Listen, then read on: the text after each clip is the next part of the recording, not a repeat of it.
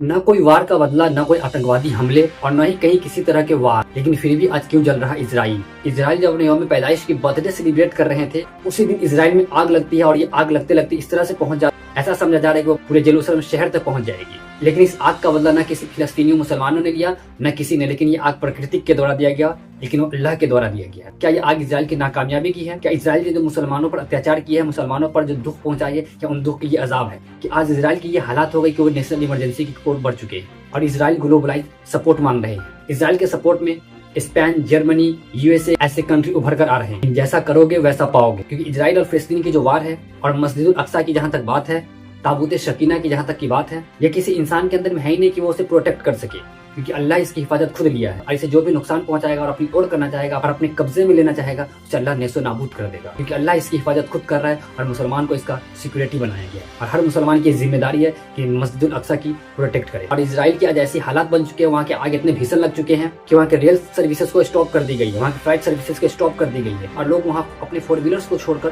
پیدل بھاگ رہے اپنی جان بچا کر۔ تو انسان کی طاقت کبھی بھی اللہ کی طاقت سے بڑی نہیں ہو سکتی ہے، اور فلسطینی مسلمان کا آج بھی یہی کہنا اور کل بھی یہی کہنا اور انشاءاللہ آگے آنے والے فیوچر میں بھی یہی کہنا رہے گا، حسبنا اللہ ونعم الوکیل۔ اور فلسطینی مسلمان اور دنیا کے کوئی بھی مسلمان کسی بھی شخص سے نہیں ڈرتا ہے، یہ صرف ڈرتا ہے تو صرف اور صرف اللہ سے ڈرتا ہے، اور اس کا عقیدہ صرف اللہ پہ ہوتا ہے، اور دنیا کے تمام مسلمان کا ایمان پختہ ہوتا ہے اور صرف اس کا اللہ ہی مددگار ہے، اور اسے صرف مدد اللہ سے ہی پہنچتی ہے۔ کہ چلے تھے فلسطینی مسلمانوں کو مٹانے اپنی غیرت میں، جو اپنی حفاظت کے لیے فرشتے کھوج